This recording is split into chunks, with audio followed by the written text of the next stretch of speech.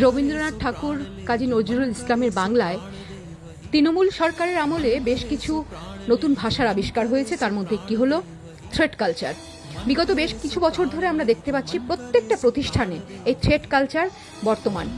সেখানে যেটা করা হচ্ছে সেটা হলো তৃণমূল কংগ্রেসের যেসব গুন্ডারা আছেন তথাকথিত তাদেরকে বিভিন্ন নাম দিয়ে সেই সব প্রতিষ্ঠানে একটি ভয়ের বাতাবরণ তৈরি করে রাখা হচ্ছে, যাতে কেউ কোনো ধরনের অন্যায়ের প্রতিবাদ না করে। এরকমই একটি ঘটনা ঘটে মালদা মেডিকেল কলেজ ও হাসপাতালে। আজকে সেখানেই দক্ষিণ মালদা সাংগঠনিক জেলার বিজেপির পক্ষ থেকে একটি প্রতিনিধি দল আমরা উপস্থিত হই এবং এমএসভিপি এবং অধ্যক্ষ মহাশয়ের সাথে দেখা করি। তাদেরকে আশ্বস্ত করি যে যারা দুর্নীতির সাথে নেই সেই সব আধিকারিকদের সাথে ভারতীয় জনতা পার্টি আছে।